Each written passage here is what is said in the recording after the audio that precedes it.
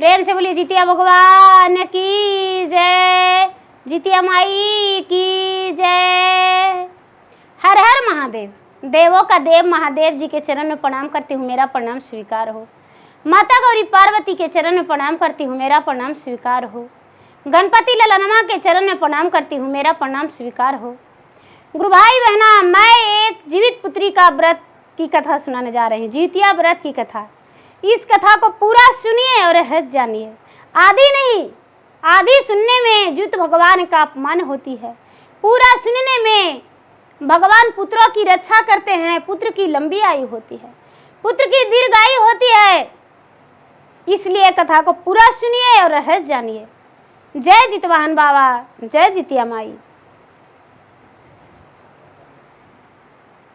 गुरु भाई बहना, एक राजा थे, उनकी 7 रानियां थी, लेकिन राजा साहब निसंतान थे। निसंतान के कारण राजा साहब 7 विवाह किए थे, लेकिन एक से भी संतान नहीं था। जब एक विवाह किए तो संतान नहीं हुआ, तो दूसरी विवाह किए, तीसरी किए, चौथी किए, 5वीं किए, 6ठी किए, 7वीं किए, लेकिन फिर भी राजा निसंतान थे। राजा साहब छोटी रानी को बिल्कुल प्यार नहीं करते थे। छोटी रानी को सभी लोग कौआ हकनी कहते थे, क्योंकि छोटी रानी जो थी वो गोबर गोईठा, गाय के सानी पानी, बर्तन झाड़ू करती थी। समझिए कि उस घर के दासी बन के रहती थी।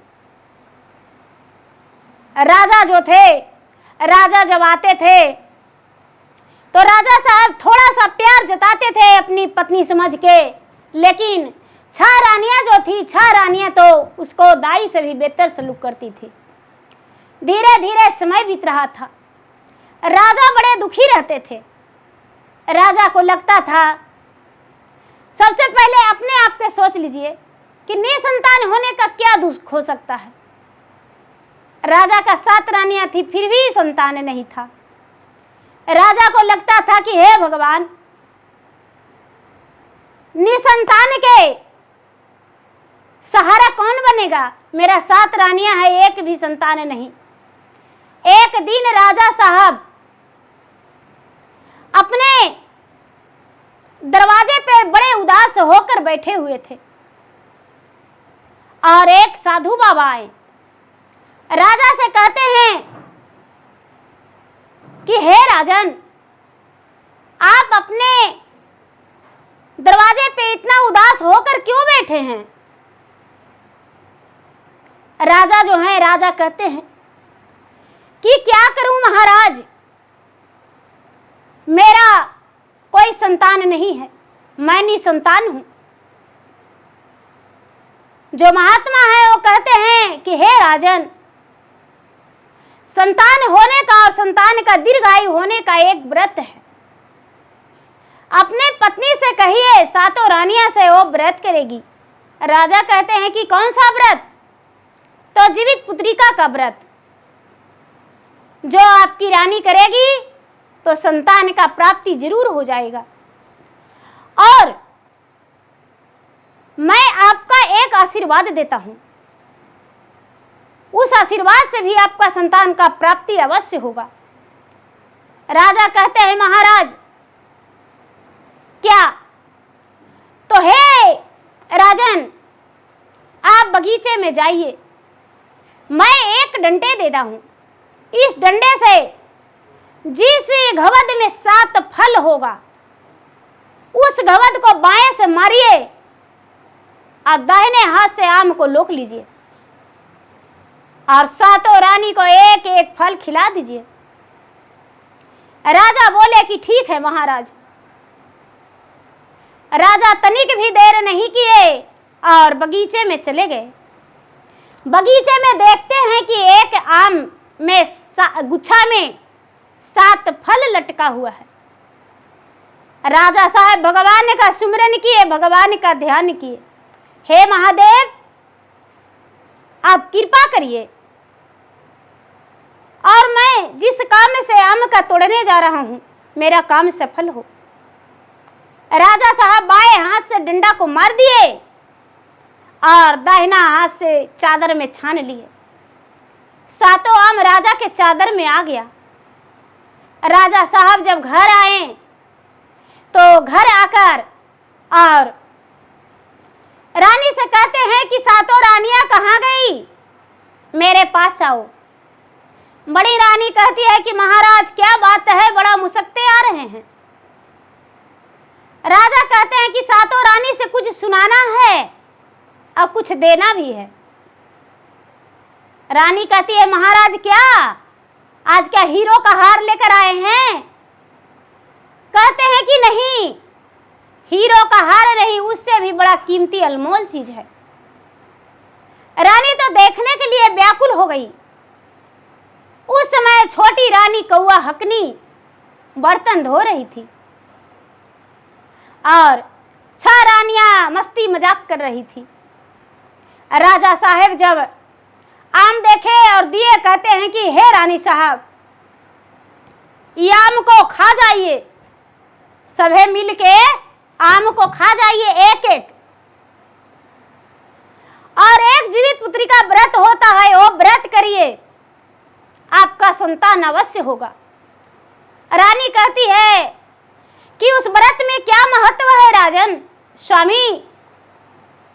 राजा साहब कहते हैं उस व्रत में 7वीं का दिन नहाई खाए, 8वीं का दिन उपवास, निराहार निरा जल, और 9वीं के दिन पारण, नियम अनुसार व्रत करना है। पूरी श्रद्धा भक्ति से निराहार निरा जल रहना है। 6 रानियां मन ही मन सोचती है संतान हो या ना हो, हम निराहार व्रत नहीं कर सकते हैं। मुझे तो सवेरा उठ के भूख लग जाता है और मैं खाना खा लेती हूँ। भला कौन रहेगा? इतना दिन हो गया संतान नहीं हुआ, एक दिन उपवास रहने से संतान हो जाएगा। रानी मन में ऐसा सोची और वो जो है व्रत करने के लिए नहीं सोची। आम देने के लिए कहती है कि अरे कौआ हकनी, आओ आम खा लो। कहती है दीदी मेरा हिस्से का धर दो, मैं बर्तन धो लूंगी तो खा लूंगी आम। कहती है कि ठीक है। इसके बाद 6 मिलकर 7 आम खा गई और गुठलियां और छिलके कूड़े कचड़े में डाल दी। बेचारी कौआ हकनी का बर्तन जब धोवल हुआ तो आई और कहती है कि दीदी मेरा आम कहाँ रखें, मेरा हिस्से का आम। कहती है अरे बड़ा हिस्सा खोजने आई हो, आने में देर कर दी, आम मीठा था, 6 मिलकर खा गए। कौआ हकनी कहती है कि दीदी गुठली कहाँ फेंके? 6 मिलकर कहती है वो तो मैं गंदौरे पर फेंक दिया कूड़ा कचड़ा में। बेचारी कौआ हकनी जाती है और 7 गुठली खोजती है। अब गुठली धो के 7 के चाट जाती है, 7 के चाट जाती है और चाट के भगवान से कहती है कि हे भगवान हम गुठली चाटे हैं, आम तो मुझे मिला नहीं लेकिन हम गुठलिए चाटे हैं। राजा सबसे पूछे आम खा लिए? तो सब कोई बोली हाँ। बेचारी कौआ हकनियो हाँ बोल दी। धीरे धीरे समय बीतने लगा। जब समय बीतने लगा तो आश्विन का महीना आया। कौआ हकनी जीवित पुत्री का व्रत भी की, उपवास भी रही और ये गर्भवती रह गई। इसका पेट में गर्भ धारण हो गया। जीव तो भगवान ने जीव दे दिए, इसका बच्चा का जीव दे दिए, एक जीव डाल दिए। 9वां महीना होते ही कौआ हकनी का धीरे धीरे जब गर्भ रह गया तो 9वां महीना बीता। 9वां महीना 9 दिन 10 घंटे के बाद कौआ हकनी को दर्द शुरू होने लगा। जब कौआ हकनी का दर्द शुरू होने लगा तो अपना शब्द से जाके कहती है कि ए राजा साहब, रानी साहब, ए दीदी देखिए ना मेरा दर्द शुरू हो गया है। जो रानी है वो कहती है सवत कि दर्द शुरू हो गया है तो क्या करें, लगता है आज ही बच्चा का जन्म देंगे। तो ऐसा करो कि कोठी के सांधी में जाके और नुका जाओ और पैर उल्टी कर देना, बच्चा जन्म ले लेगा। बेचारी कौआ हकनी जाती है और कोठी के सांधी में छुप के पैर ऊपर करती है, लेकिन ऊपर दर्द के मारे तो होता नहीं है, गिर जाती है। बेआवाज़ दर्द से पीड़ित होके व्याकुल हो जाती है और एक लड़का एक लड़की का जन्म दे देती है। एक लड़का एक लड़की का जन्म दे देती है। जो सवत है वो देखती है, बच्चा का रोने का आवाज सुनती है तो क्या करती है कि दाई के कहती है कि हे दाई, हम तुमको रुपया पैसा देंगे, जाओ ये बच्चा के कहीं गाड़ के चल आना। दाई है वो क्या करती है कि लाल कपड़ा में लपेट के और बच्चा को माटी के मटखान में फेंक लाती है और ईंट और पत्थर धर देती है। राजा से कहती है कि हे राजा साहब, कौआ हकनी कोई बच्चा का जन्म नहीं दी, ईंट और पत्थर का जन्म दी है।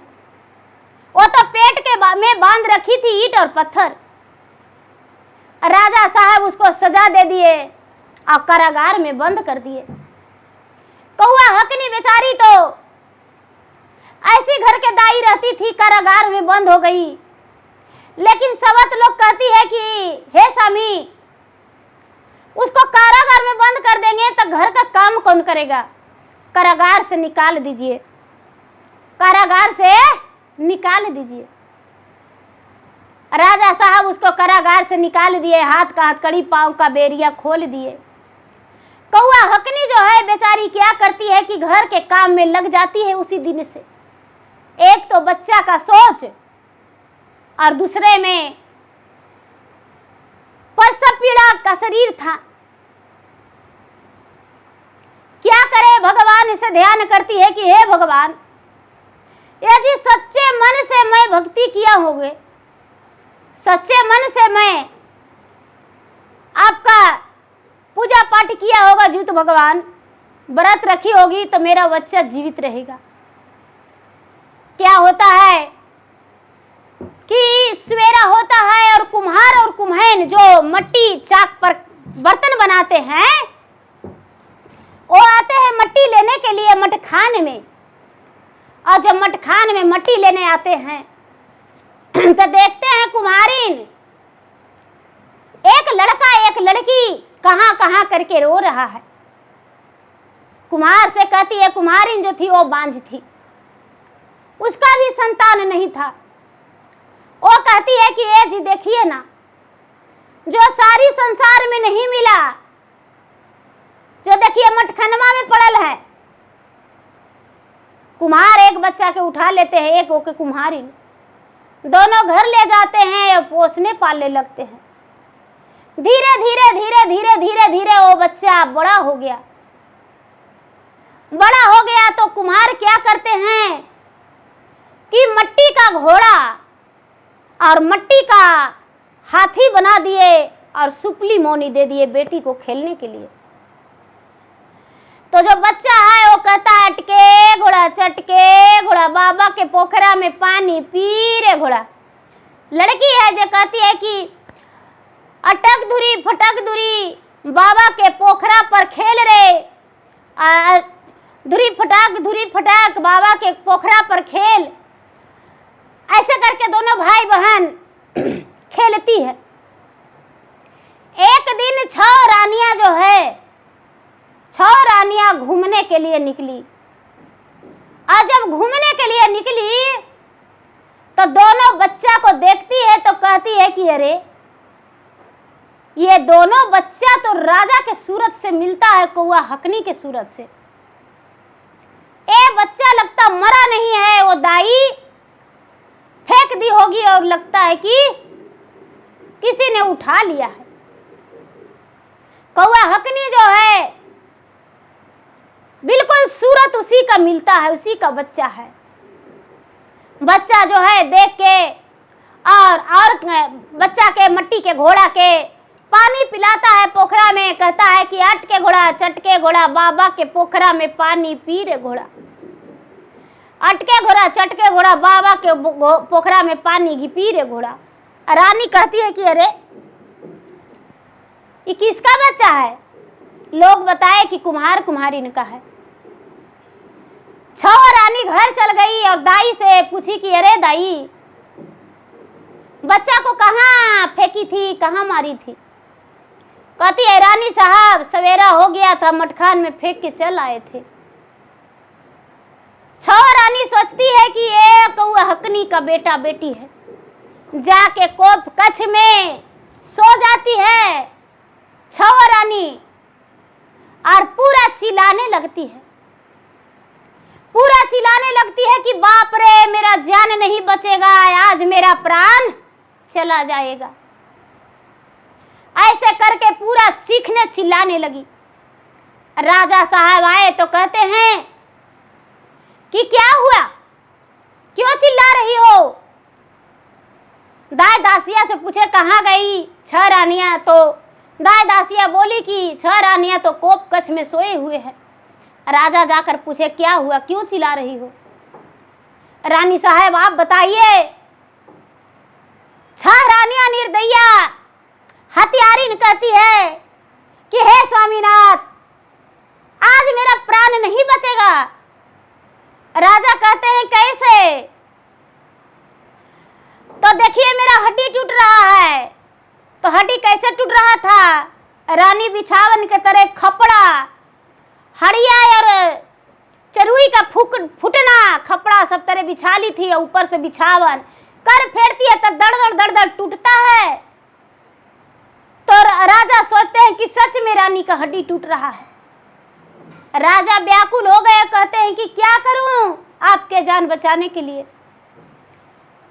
रानी कहती है हे राजन बस इतना ही करिए, कुम्हार का एक बेटा एक बेटी है, उसको कलेजा पर नहाएंगे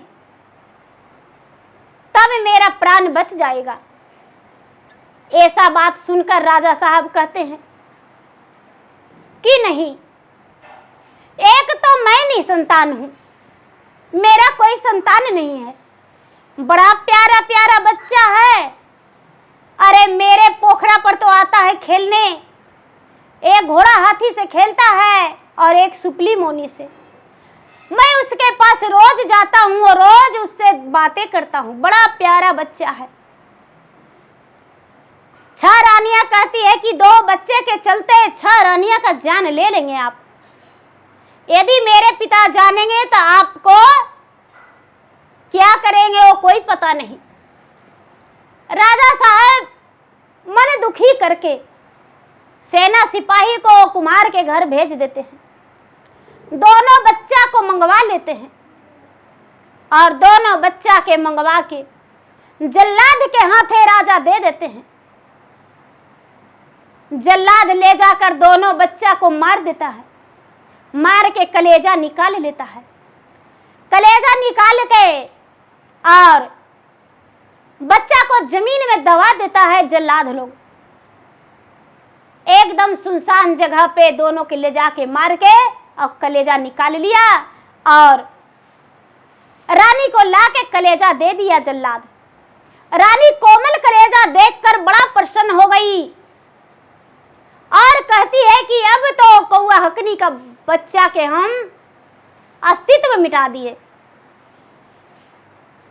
लेकिन कहते हैं कि भगवान जिसको अमर कर देते हैं उसको जहर पिलाने वाला कौन मिलता है। थोड़ा सा दुख होता है लेकिन उसको कोई भी अस्तित्व नहीं मिटा सकता है। अब क्या हुआ, ये जो रानी है क्या करती है कि कलेजा पर बैठ के बाल्टी से पानी हरा हरा उझल लेती है और उसको कढ़ाई में भूंज भांज के छह रानियां मिल के खा जाती है। दासी है वो कहती है कि राजा साहब आपका रसोई में कभी तामसी भोजन नहीं गया था और रानी जो है ये तो मांस खा रही है बना के। रानी खा गई। धीरे धीरे समय बीतने लगा। दोनों बच्चा जो जमीन में दफनाया हुआ था, एक बेली एक चंपा का फूल दोनों जन्म ले लिया। एक बेली का फूल और एक चंपा का फूल दोनों जन्म ले लिया। राजा के बिस्तर पर एक फूल प्रतिदिन गिरा हुआ रहता था और राजा का कमरा पूरा धमाधम धमकता था। बेचारी कौआ हकनी जीवतिया व्रत करना नहीं भूली थी। लगातार वो अपने दाई के साथ वो व्रत करते रह गई। जीवित भगवान का ध्यान करते रह गई। भगवान का पूजा पाठ मन ही मन करती थी। समय मिलने पर एक लोटा जल सूर्य देव को दे देती थी, एक लोटा जल तुलसी में डालती थी, एक लोटा जल महादेव पर चढ़ा देती थी और धूप दीप भी कर दिया करती थी समय मिलने पर। धीरे धीरे समय बीता। राजा के सेज पर एक फूल प्रतिदिन गिरल रहता था। राजा सोचते हैं कि अरे फूल मेरा बिस्तर पे कौन गिराता है, कहां से आता है? एक फूल रोज मेरा बिस्तर पे कहां से आता है? राजा उस फूल को लेकर बाहर निकले और फूल का तलाश में लग गए, लेकिन वो तो फूल का पेड़ सुनसान जगह में था। राजा कहते हैं कि ये फूल जो मुझे लाकर दे देगा उसको आधा राज आधा पाट दे देंगे। राजा के जो दासी है, मालिन है, माली कहती है मालिन की ए राजा साहब ए फूल हम ला देंगे। मालिन खोजते खोजते उस जगह पर पहुंच गई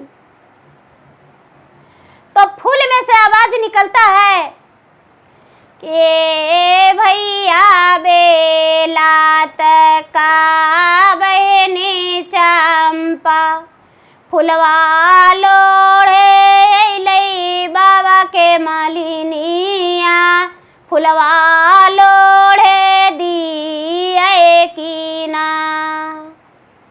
तो आवाज निकलता है, ये जो भाई है बोलता है कि ए बहनी चंपात का भैया बेला फूलवा डाढ़े पाते खिली जाया काश।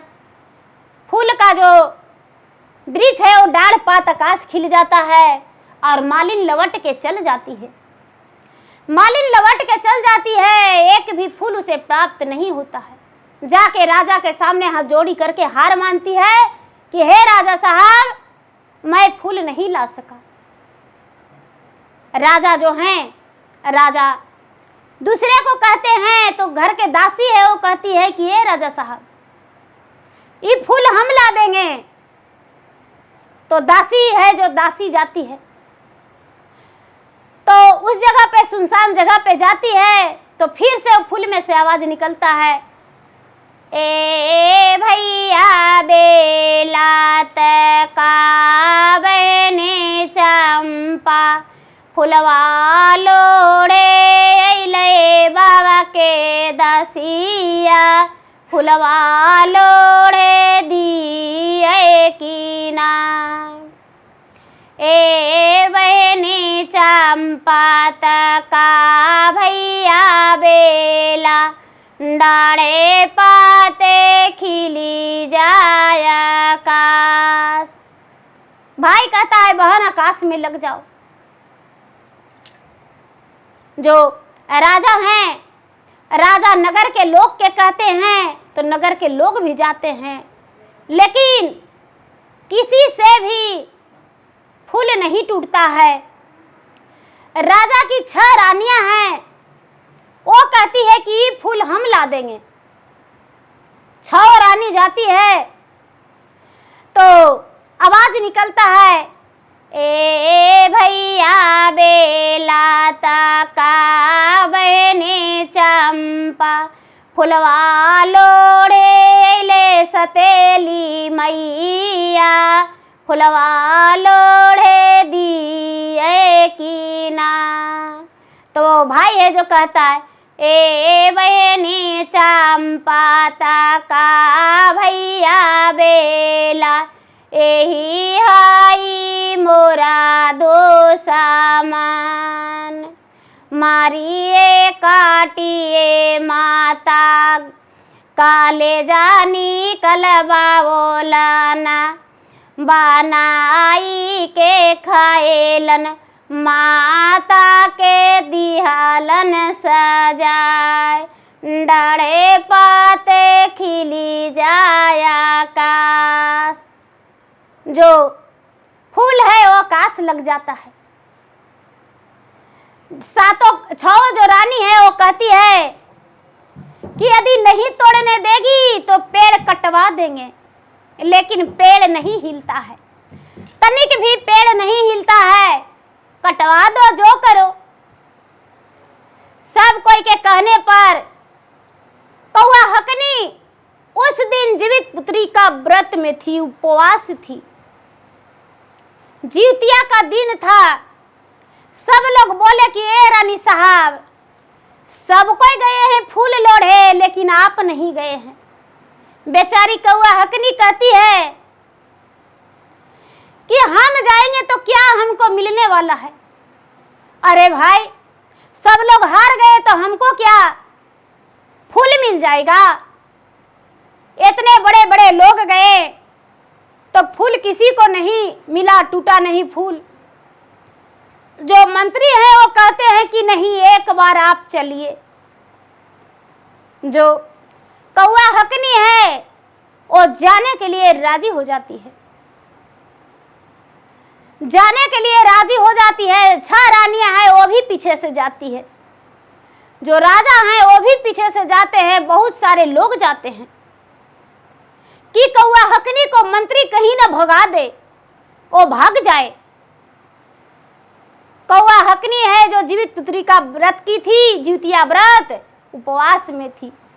जाके जा रही है तो दूर से देखती है तो कहती है कि ए भैया बेला का बहनी चंपा, फुलवा लोढ़े अइले आपन माइया, आखिया से गिरे झर झर लोर। एक माना कारे चरनिया छुई दिए, दोसर माना हृदय में समाय। भाई कहता है, ए बहनी चंपाता का भैया बेला, डाढ़े पाते भुइया लोरी जा। खोइचा भारा तोड़ा तन, माउनिया भारा तोड़ा तन, ले तन राजा पाटा बाटवाय। कहता है कि अरे बहन, डाढ़ पात नीचे भुइया माता के चरण में लोर जाओ। माँ खोइचा भर, डाली भर, मोनी भर लोड़ के और राजा को दे देगी। राजा से राजपाट लेके अब खुशी जीवन जिएगी। बेली और चंपा का फूल जो है कौआ हकनी के पैर पर गिर जाता है। कौआ हकनी पूरा फूल तोड़ लेती है। सब लोग देखते के देखते रह जाते हैं और कोई भी कुछ नहीं कर पाते हैं। राजा साहब जो हैं वो कहते हैं कि ये फूल किसी से नहीं टूटा, कौआ हकनी से कैसे टूट गया। फूल का रहस्य क्या है? कुछ तो है फूल में रहस्य। मंत्री जो है वो कहने लगे कि ये राजा साहब, कुछ तो राज के बात है, बढ़ई को बुलाया जाए और पेड़ को कटवाया जाए। राजा साहब बढ़ई को बुलाएं और फूल का पेड़ कटवाने लगे। तो बढ़ई का छेव लगाने से पहले फूल में से आवाज निकलता है, हाथा तोरा जोड़ियो बाड़िया भैया हो, सुनीला ना बिनती हमार। आगले बागला तो हो काटिया हो, बिचावा में छोड़िया यार। काटी जाए तय हाथावा, काटिए जाए तय पैर, काटी जाए तय हमारा के सिर। बढ़िया जो कहता है कि ए राजा साहब, इसमें से आवाज निकलता है कोई जीव है। राजा जो है वो कहते हैं कि हम यहीं पर खड़ी है, काटिए। जो बड़ी है दोनों पेड़ को अगल बगल काटता है, बीच में से दोनों बच्चा निकलता है और दोनों बच्चा कौआ हकनी में लपट जाता है। कौआ हकनी में लपट जाता है, सारा लोग चकित हैं। 6 रानियां जो है वो कहती है कि मेरा बच्चा है। कौआ हकनी तो किसी के सामने चारा नहीं चलता था, तो बेचारी कुछ नहीं बोलती है। अपना जीत भगवान के ध्यान में लगाई हुई है कि हे जीत भगवान, हम आपका ध्यान में हैं, आप ही इंसाफ करिए। राजा कहते हैं 6 रानियां से कि भाई तूने तो बच्चा का जन्म नहीं दिया था, तो तुम्हारा बच्चा कैसे है? 6 रानियां कहती है नहीं राजा साहब, ये बच्चा मेरा है। कौआ हकनी कहती है कि नहीं, ये बच्चा मेरा है। जो मंत्री है वो कहते हैं कि ठीक है राजा साहब, इसका इंसाफ हो जाएगा। मंत्री क्या करते हैं कि पूरे नगर को लोग को बुलवा लेते हैं और कपड़ा घरा लगवा देते हैं और 7 तह कपड़ा के तह लगवा के और 6 रानियां को कहते हैं कि हे रानी साहब, आप दूध गारिए और राजा के जांग पर बच्चा है, राजा के जांग पर बच्चा है, उसका मुंह में चल जाना चाहिए दूध। तो कहते हैं दीदी कि बिना बरसले नदी में बाढ़ नहीं आवेगा। जब भगवान वर्षा बरसेंगे तबे नदी में बाढ़ आवेगा। लोटा में पानी, लोटा से पानी देने से नदी में बाढ़ नहीं आता है। जब कोई भी स्त्री संतान का जन्म नहीं देगी तो सीना से दूध नहीं निकाल सकती है। जिसका जन्म देते हैं वही भगवान भी आहार भी भेज देते हैं। 6 रानियां अपना सीना से दूध गारने का कोशिश की, लेकिन सीत भर दूध नहीं निकला। उसके बाद कौआ हकनी भी लग गई। कौआ हकनी कहती है कि हे भगवान विष्णु भगवान, शंकर भगवान, कृष्णा भगवान, दूध के दूध और पानी का पानी, रात और दिन आप ही बनाने वाले हैं, पाप और पुण्य आप बनाने वाले हैं। आज जो सही है उसका सही कर दीजिए और जो गलत है उसका गलत। जिसका बच्चा है उसका गोद में जाएगा। और सीना से दूध गारती है तो मारता है धारा। देखिए सत्य का जमाना था, सतयुग का जमाना था। बच्चा के मुंह में घट घट चल जाता है, राजा के पूरा पैर भींग जाता है। बहुत लोग देख रहे थे। बच्चा जो है राजा समझ जाते हैं कि कौआ हकनी का बच्चा है। राजा साहब कौआ हकनी को सीने से लगा लेते हैं और कहते हैं कि ये सब कैसे हुआ। बच्चा कहता है कि पिताजी, जब हम जन्म लिए माँ का ओद्र से, तो पूछिए मेरी सौतेली माँ से।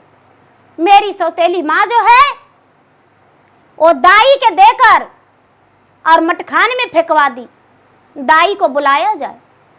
जो डगरीन थी डगरीन आई तो डगरीन कहती है कि राजा साहब, पैसा के लालच में हम पड़ गए थे और बच्चा के मटखान में फेंक दिए थे। कुम्हार को बुलाया गया। कुम्हार कहता है कि हाँ बच्चा मेरा था, मटखाने से लाए थे। बात मिल गया। 6 रानियां, राजा को लगा कि हे भगवान, मेरा रानी जान गई, तब तो बच्चा को मरवा के कटवा के खा गई। भगवान का महिमा अपरंपार था कि ये बच्चा फूल पेड़ में जन्म लिया और दोनों बच्चा फिर से जीवित हो गया।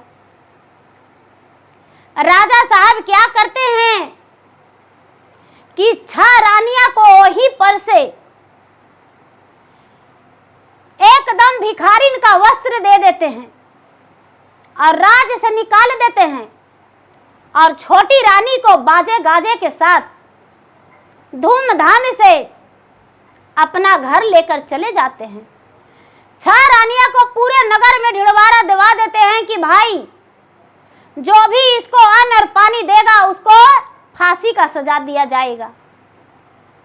6 रानियां नगर से निकल जाती है और कौआ हकनी जो है अपने राजा के साथ, प्रजा के साथ राजमहल में प्रवेश करती है। कौआ हकनी को राज रानी घोषित कर दिया जाता है, राज वस्त्र, राज आभूषण मिल जाता है। दोनों बच्चा जो है पिता के संतान 12 वर्ष के दोनों था, 12 वर्ष बीत चुका था। पिता का संतान बन के राजमहल में प्रवेश कर जाता है और दोनों अपना खुशी जीवन बिताने लगता है। राजा और रानी, कौआ हकनी बनी रानी। वो बेचारी कौआ हकनी थी और देखिए कैसे महल की रानी बनी। समय जो होता है किसी को नहीं, समय नहीं होता बारंबार, एक समय एक चक्र के समान घूरता है और किधर जाता है वो किसी को दिखता नहीं है। आज क्या है कल क्या होगा, दिन तो सब कोई देखता है, लेकिन समय कब क्या होगा वो कोई नहीं जानता है। रात तो सब कोई जानता है कि रात होता है, लेकिन समय किस घड़ी क्या होगा, क्या अच्छाई क्या बुराई कोई नहीं जानता है। जोड़ी तो लगते सब कोई देखते हैं, लेकिन कब टूट जाएगा वो कोई नहीं जानता है। भगवान जोड़ी लगाकर भेजते हैं लेकिन तोड़ भी देते हैं वही। तो गुरु भाई बहना, मेरा वीडियो अच्छा लगे तो मेरा वीडियो का लाइक करें, शेयर करें। चैनल पर यदि नए हैं तो चैनल का सब्सक्राइब करें, बेल आइकन घंटी को दबाएं, जो कि मेरा वीडियो का नोटिफिकेशन सबसे पहले आपके पास जाए।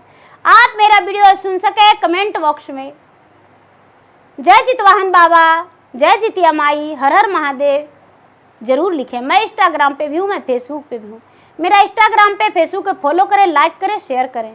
धन्यवाद।